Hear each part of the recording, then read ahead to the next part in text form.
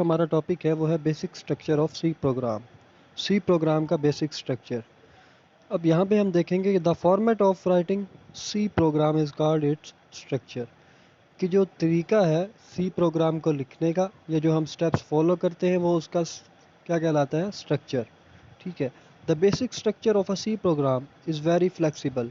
Very flexible से मुराद ये है कि बहुत ईजी है, कुछ स्टेप्स हैं जो हमें फॉलो करने हैं, उसकी बेस पे हम इसको लिखेंगे, इसलिए ये आसान है, समझना आसान है। It increases the power of the language, के ये लैंग्वेज की पावर को इंक्रीज़ करता है। वो कैसे इंक्रीज़ करता है कि जब हम कोई भी प्रोग्राम लिखते हैं तो कंपाइलर उसको रीड करता है, उसमें से एरर डिटेक्ट करता है। तो अगर स्ट्रक्चर्ड प्रोग्राम होगा तो एरर डिटेक्ट करना आसान होगा कंपाइलर के लिए भी, और यूज़र के लिए समझना भी आसान होगा, जिसकी बेस पे इसकी पावर इंक्रीज़ हो जाएगी। ठीक है। It consist of following parts. अब वो कौन कौन से पार्ट्स हैं जिस पे ये कंसिस्ट करता है? प्री प्रोसेसर डायरेक्टरीज या डायरेक्टिव, आप इसको डायरेक्टिव भी बोल सकते हैं, डायरेक्टरीज भी बोल सकते हैं। उसके बाद आता है मेन फंक्शन, फिर आता है प्रोग्राम बॉडी, जो सी स्टेटमेंट्स। ठीक है। फॉर एग्जांपल अगर हम एक प्रोग्राम लिखते हैं जो कि हमें स्क्रीन पे ये शो करवाएगा कि हेलो वर्ल्ड, ठीक है, सिर्फ ये वर्ड शो होगा हेलो वर्ल्ड के नाम से।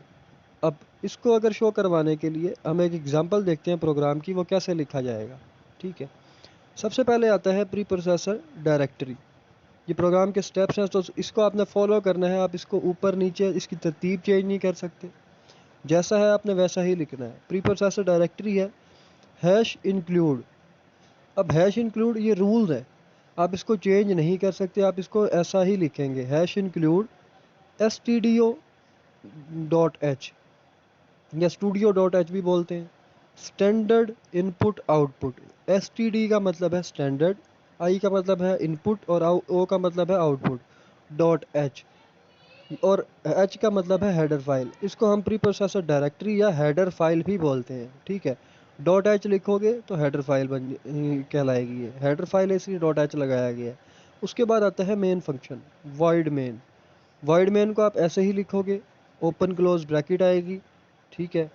सेम ऐसे ही लिखा जाएगा। और एक और इम्पॉर्टेंट बात जो मैं आपको बताता चलूँ कि जब कंपाइलर रीड करता है प्रोग्राम को, इंस्ट्रक्शंस को, हमने कहा था कि कंपाइलर वो होता है जो सी स्टेटमेंट को या सी प्रोग्राम को रीड करता है, सी प्रोग्राम का कंपाइलर, और हमें एरर फाइंड करके देता है और एग्जीक्यूट करता है। ठीक है। तो कंपाइलर क्या करेगा, अब इसको रीड करेगा, तो कंपाइलर वाइड मेन फंक्शन को देखता है प्रोग्राम के अंदर, मतलब मेन फंक्शन को वो रीड करता है। जब वो एंटर होता है तो मेन फंक्शन को ढूंढता है, आप ये कह सकते हो। ठीक है, कि मेन फंक्शन को देखता है, ढूंढता है, और फिर उसके अंदर जो भी स्टेटमेंट लिखी होती है उसको वो एग्जीक्यूट करता है। ठीक है, उसको चलाता है, उसको रीड करता है।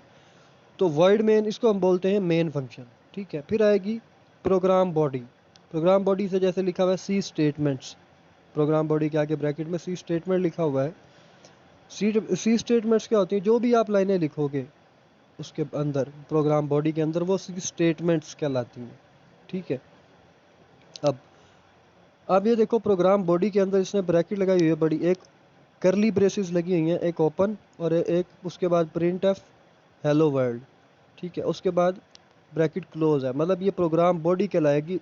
ओपन और क्लोज ब्रैकेट के अंदर जो भी लिखा जाएगा वो पूरा वे प्रोग्राम बॉडी कहलाएगी। इसमें चाहे एक स्टेटमेंट है, चाहे 4 स्टेटमेंट है, चाहे 100 स्टेटमेंट है, जितनी भी स्टेटमेंट होगी वो प्रोग्राम बॉडी के अंदर आ रही हैं और वो तमाम स्टेटमेंट्स ही कहलाएंगी।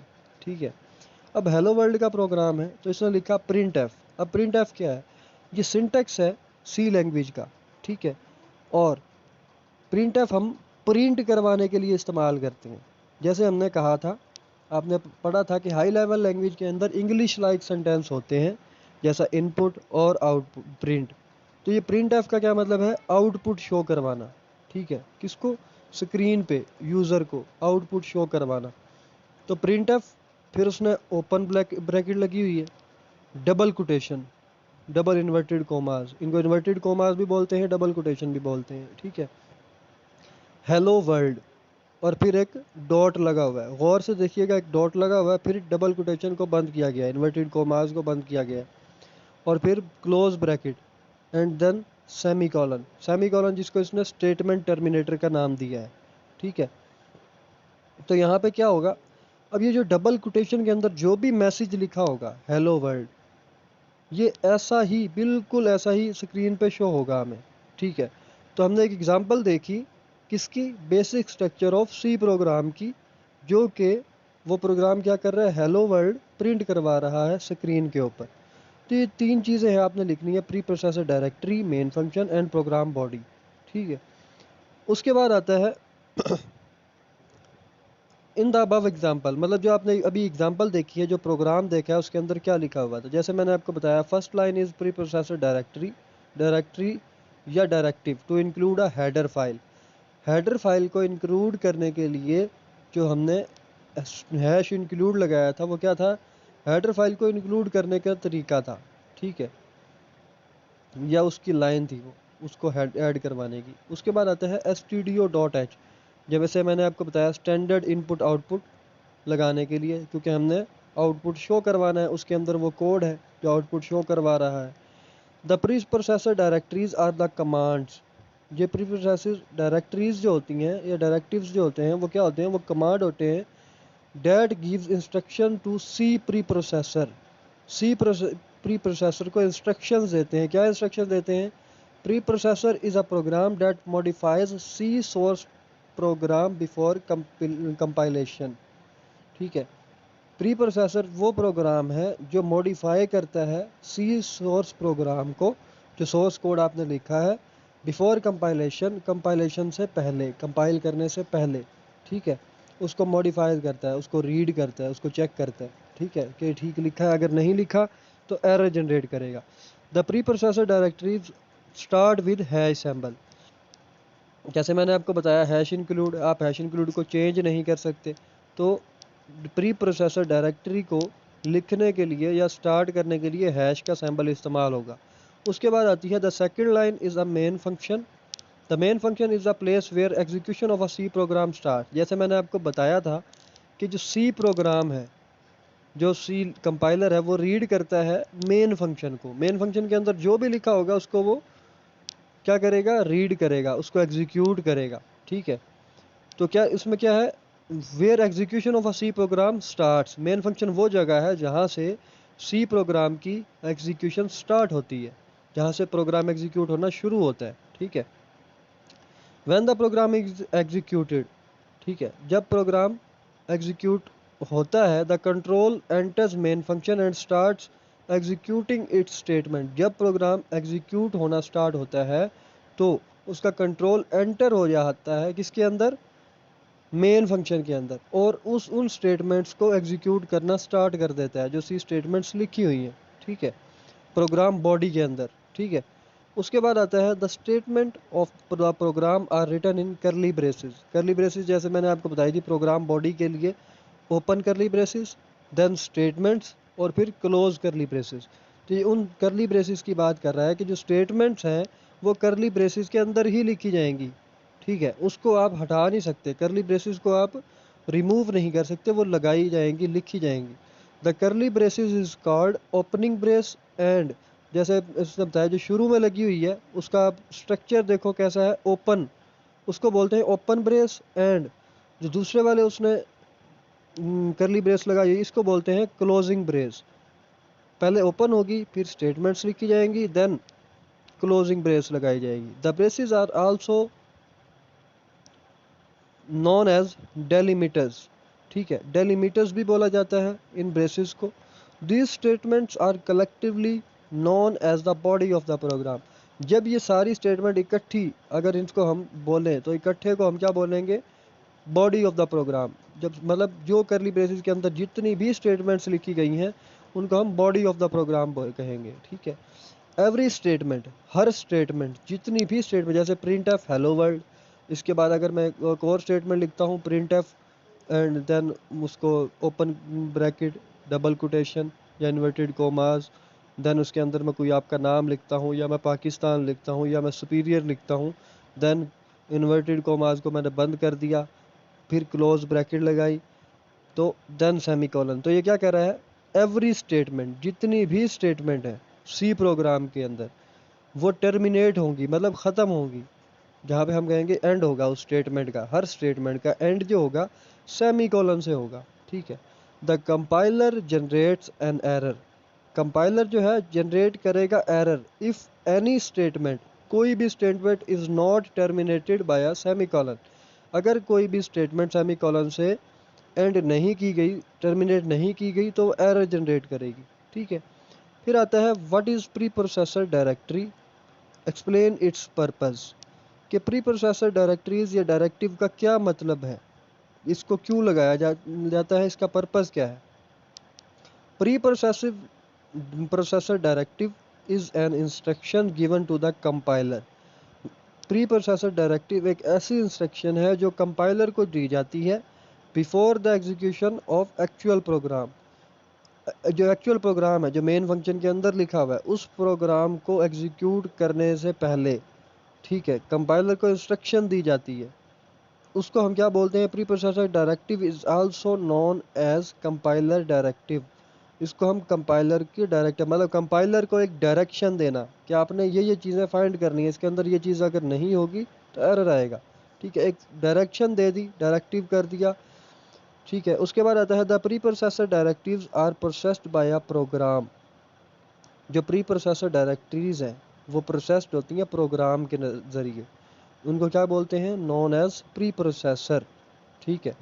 मतलब ये है जो प्री प्रोसेसर डायरेक्टरीज हैं, ठीक है, वो प्रोसेस्ड होती हैं, वो चलती हैं किसके ज़रिए, बाय प्रोग्राम, प्रोग्राम के ज़रिए, नॉन एज प्री प्रोसेसर। मतलब एक आपने प्रोग्राम लिखा फॉर एग्जांपल, अगर आप इसको स्टैंडर्ड इनपुट आउटपुट की हेडर फाइल इंक्लूड नहीं करते और प्रोग्राम के अंदर आपने लिखा हुआ है प्रिंट एफ, प्रिंट एफ क्या है, इनपुट आउटपुट, ठीक है।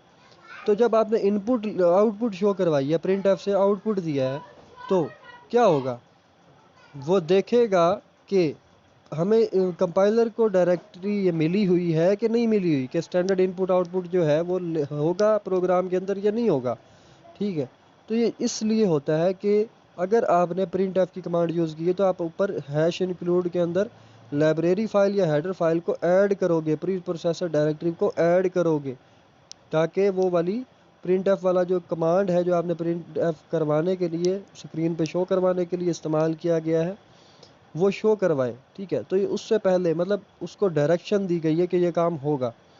It is part of C plus plus compiler, ठीक है, सी या सी प्लस प्लस, आप इसको गौर से देखो, सी लिखा हुआ है, ठीक है, मैंने ऐड किया हुआ है, तो सी और सी प्लस प्लस कंपाइलर का ये हिस्सा है, मतलब ये ऐड होगा, ठीक है। मॉडिफाइज सी प्रोग्राम, सी सोर्स प्रोग्राम बिफोर कंपाइलेशन, कि मॉडिफाई करना, मतलब मॉडिफाई से मुराद उसको चेक करना कि ये जो चीज़ें लिखी हुई हैं कंपाइल सोर्स प्रोग्राम के अंदर, ठीक है, कंपाइल होने से पहले, कंपाइलेशन से पहले उसको प्री प्रोसेसर डायरेक्टरी मिल गई है कि आपने ये चीज़ें चेक करनी है, इसका कोड होगा तो ठीक है।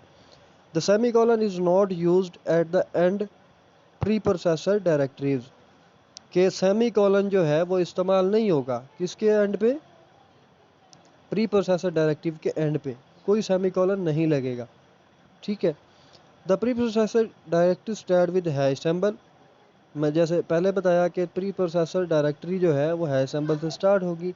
And the keyword, keyword include, जो कीवर्ड है वो इस्तेमाल होगा हैश इंक्लूड, इंक्लूड का कीवर्ड इस्तेमाल होगा, उसको डिफाइन किया जाएगा। These directories are written at the start of program, program को स्टार्ट करते हुए, ठीक है, स्टार्ट में उसके लिखी जाएंगी। The preprocessor directory use in C to include header file in the processor, कि प्री प्रोसेसर डायरेक्टरी जो है वो यूज़ होगी क्यों, हेडर फाइल को ऐड करवाने के लिए। हेडर फाइल कौन सी है, stdio.h, ठीक है, वो हेडर फाइल है। हैश इंक्लूड क्या है, प्री प्रोसेसर डायरेक्टरी है, ठीक है। अब इंक्लूड प्री प्रोसेसर क्या होता है, discuss different types of pre processors में पहली क्या टाइप है, include pre processor. Include pre processor ये है, ये इनेबल्स करता है प्रोग्राम को, प्रोग्राम को इनेबल करता है, मतलब ऑन करता है या चलाता है किस कैसे, कि ये एक्सेस कर सके, असेस कर सके लाइब्रेरी को। लाइब्रेरी कौन सी, studio dot input, studio standard input output को, ठीक है, उस लाइब्रेरी को। Each library contains different header files, ठीक है। जो हर लाइब्रेरी है वो डिफरेंट हेडर फाइल्स कंटेन करेगी, ठीक है। मतलब stdio.h, ठीक है। उसके अलावा और भी होती हैं, वो भी हम आगे देखते हैं। The include preprocessor directory is use to include header files in the program. Preprocessor directory है जो इंक्लूड की, वो हेडर फाइल को इंक्लूड करने के लिए प्रोग्राम में इस्तेमाल होती है, ठीक है। सिंटैक्स देख लेते हैं। सिंटैक्स क्या होता है? रूल्स होते हैं, ठीक है, प्रोग्राम को लिखने के लिए। The syntax of using this directive is also as follows. उसने दिखाया हुआ है, नीचे दिया हुआ है, क्या दिया हुआ है जी? इन हैश इंक्लूड। अब ये क्या है? सिंटैक्स है, आप इसको चेंज नहीं कर सकते, आप इसको हटा नहीं सकते, इसमें कोई चेंज नहीं, इसके स्पेलिंग में भी मिस्टेक नहीं कर सकते, जैसा है वैसा ही लिखा जाएगा। Hash include standard header file. Standard header file कौन सी? मतलब जो सी लैंग्वेज के अंदर पहले से दी गई हैं, उस कंपाइलर के अंदर दी गई हैं, ठीक है। एग्जाम्पल क्या है? Hash include stdio.h। अब इसने क्या किया है? हैश इंक्लूड मतलब इसने प्री प्रोसेसर डायरेक्टिव ऐड किया, देन लाइब्रेरी ऐड करवाई। लाइब्रेरी कौन सी? studio.h, ठीक है। लाइब्रेरी फाइल को ऐड करवाया, जिसको हम क्या बोलते हैं? stdio.h को हम हेडर फाइल भी बोलते हैं, ठीक है। उसने वो ऐड करवा दी। अब हैश इंक्लूड math.h। अब ये एक और बता रहा है कि हैश इंक्लूड math.h। math.h की भी लाइब्रेरी है। फॉर एग्जांपल आपने फार्मूले यूज़ करने हैं मैथ के, ठीक है, तो वो फार्मूले पहले से कंपाइलर के अंदर डिफाइन होते हैं, ठीक है। तो उसके लिए आप math.h की लाइब्रेरी फाइल को ऐड करोगे, ठीक है। उसके बाद आता है कि the above statements tells preprocessor को बता रही हैं कि to include the file, include करो फाइल्स को, कौन सी? studio.h and math.h in source program before compiling it. कि जो सोर्स प्रोग्राम आपने लिखा है, सोर्स कोड जो आपने लिखा है, उसके अंदर ये दोनों लाइब्रेरी फाइल्स ऐड करवाओ, इंक्लूड करवाओ, ठीक है। कौन सी? stdio.h और एंड math.h को। उसके बाद आता है the include directive tells the compiler के, इंक्लूड डायरेक्टिव है जो वो बताती है कंपाइलर को where to find meaning of the standard identifiers, के वेयर टू फाइंड, के फाइंड करना है क्या? मीनिंग्स को, किसके? स्टैंडर्ड आइडेंटिफायर्स के। स्टैंडर्ड आइडेंटिफायर्स कौन सा है? Such as printf. Printf किस लिए इस्तेमाल होता है?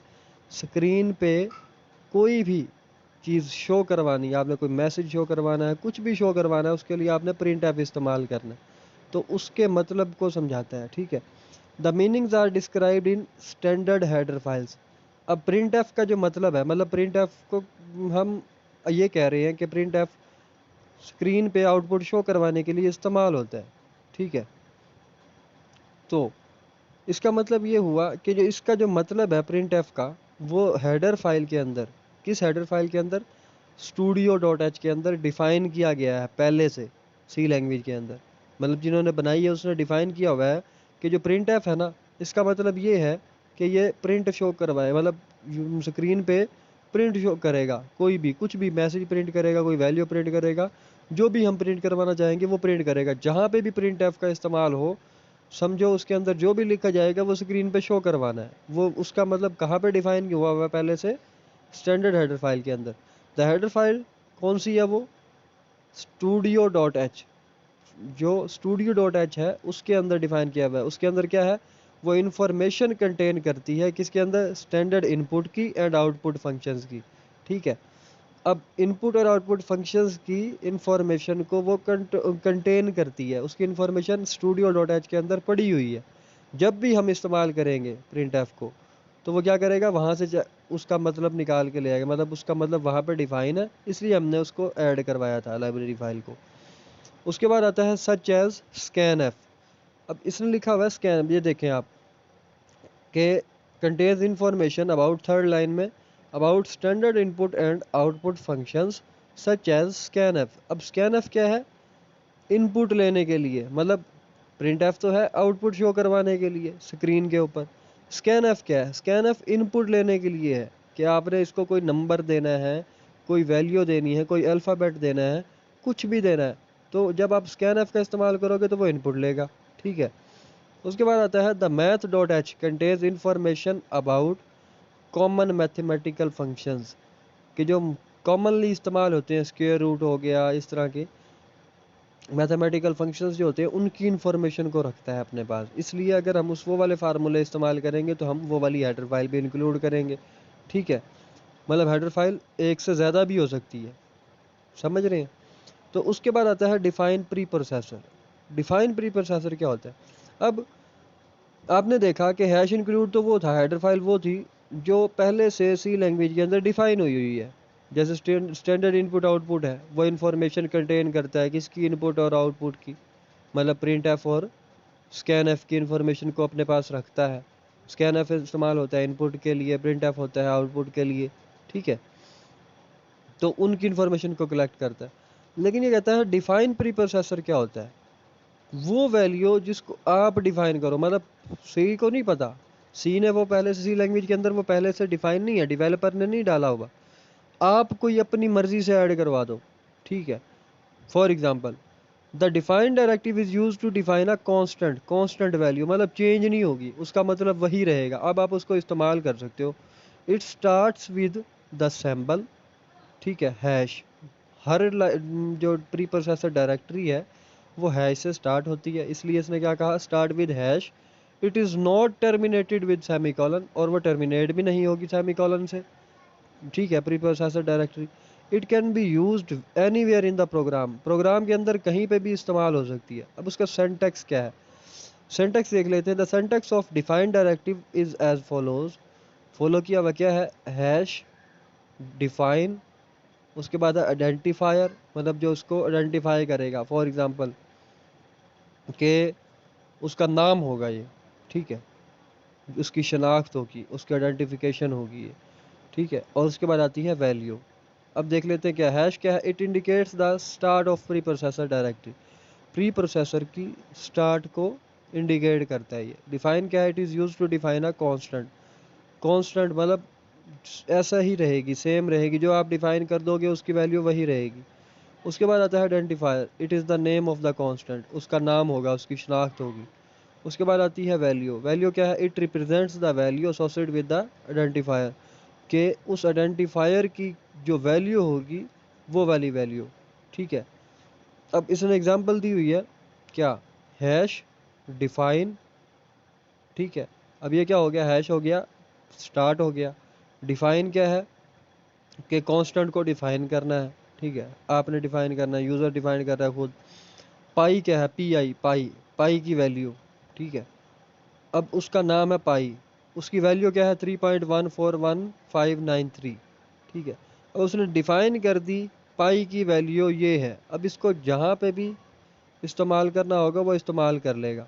ठीक है, और फिर क्या लिखा हुआ है कि जो आइडेंटिफायर है ना, जिसके अंदर वैल्यू होगी, जैसे लिखा हुआ है आइडेंटिफायर विद द वैल्यू। ठीक है, जो आइडेंटिफायर का नाम होगा, the identifier is conventionally written in upper case. आपने एक बात को याद रखना है क्या, जो डिफाइन है, जो नाम है ना उसका, जो आपने डिफाइन किया है, आइडेंटिफायर है जो, इसको आपने कैपिटल लेटर्स में लिखना है, स्मॉल लेटर में नहीं लिखना। ठीक है, तो ये है आज का हमारा लेक्चर, आज का हमारा topic, basic structure of C program. आपको मैं बता देता हूँ कि इंक्लूड प्री प्रोसेसर है ना जो यहाँ पे, ठीक है, सबसे पहले वाला इंक्लूड प्री प्रोसेसर, ये आपके बोर्ड में भी आया था लास्ट टाइम। ठीक है, तो शॉर्ट क्वेश्चन के हवाले से आप इसको याद कीजिएगा कि प्री प्रोसेसर डायरेक्टरी क्या होती है, इंक्लूड प्रोसेसर क्या होता है, and then define preprocessor क्या होता है। आप इसको याद कर लीजिएगा, ये आज का आपका लेक्चर है। और basic structure of C program, ये लॉन्ग क्वेश्चन के हवाले से आपसे पूछा जा सकता है कि तीनों चीज़ें क्या क्या होती हैं, आपने इसको बताना भी है। इसका जैसे बताया गया है कि main function, pre processor directory, ठीक है, जो हेडर फाइल को इंक्लूड करने के लिए इस्तेमाल होती है, मेन फंक्शन, और प्रोग्राम का जो बॉडी है। ठीक है, और जिसको हम सी स्टेटमेंट्स बोलते हैं। ठीक है, तो आपने ये देख लेनी है। इस तरीके से ही आप लिखोगे। ये है जी आपका आज का लेक्चर। ठीक है, अल्लाह हाफिज़।